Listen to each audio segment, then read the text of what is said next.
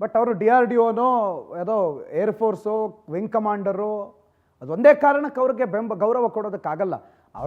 ಅದರಲ್ಲಿದ್ದು ಅದಕ್ಕೆ ತಕ್ಕದಾದಂಥ ಕೆಲಸ ಮಾಡಿದರೆ ಗೌರವ ಅಲ್ಲ, ಪೂಜೆ ಮಾಡೋಣ, ಎತ್ತು ಹೊತ್ತಿ ಮೆರೆದಾಡೋಣ, ಹಾರ 1-1.5 ಕಿಲೋಮೀಟರ್ ರ್ಯಾಲಿ ಮಾಡೋಣ, ಮೆರವಣಿಗೆ ಮಾಡೋಣ, ಅಂಥದ್ದೇನೋ ಮಾಡ್ಕೊಂಬನ್ನಿ.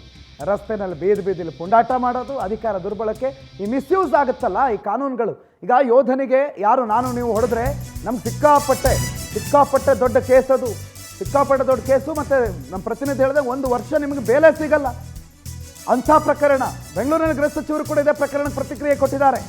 ಹಲ್ಲೆ ಸಂಬಂಧ ಈಗಾಗಲೇ FIR ಆಗಿದೆ, ಬಂಧಿಸುವ ಕೆಲಸ ಏನಿದೆ ಅದನ್ನು ಮಾಡ್ತಾರೆ ಪೊಲೀಸರು. ಹಲ್ಲೆಗೊಳಗಾದ ಯುವಕ ಕೂಡ ದೂರು ಕೊಟ್ಟಿದ್ದಾನೆ, ಏನಾಗಿದೆ ಅನ್ನೋದ್ರ ಬಗ್ಗೆ ಆತನು ದೂರು ಕೊಟ್ಟಿದ್ದಾನೆ.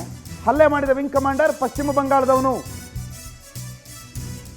ಆತ ನಾಪತ್ತೆಯಾಗಿದ್ದಾನೆ, ಪೊಲೀಸರು ತನಿಖೆ ನಡೆಸುತ್ತಿದ್ದಾರೆ. ಗೃಹ ಸಚಿವರ ರಿಯಾಕ್ಷನ್ ಇದು.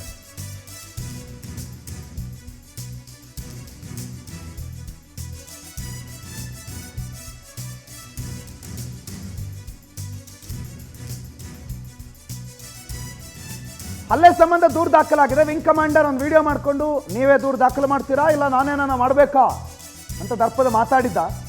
ಈಗ ದೂರು ದಾಖಲಾಗಿದೆ, ಬರಬೇಕು ನೀವು ಸಾಹೇಬರು ಕರ್ನಾಟಕಕ್ಕೆ, ಕನ್ನಡಿಗರು ಕಾಯ್ತಾ ಇದ್ದೀವಿ. ಕನ್ನಡದ ವಿಚಾರವನ್ನು ಸುಮ್ಮನೆ ಸುಮ್ಮನೆ ಇವ್ರು ಬಂದು ಹೊಡೆಯೋದು, ಆಮೇಲೆ ಕನ್ನಡಿಗರ ಹಲ್ಲೆ ಮಾಡಬಾರದು. ಮಾಡಿದ್ರೆ ಯಾವ ಭಾಷೆವನ್ನಾದರೂ ಹಲ್ಲೆ ಮಾಡ್ತಾನೆ.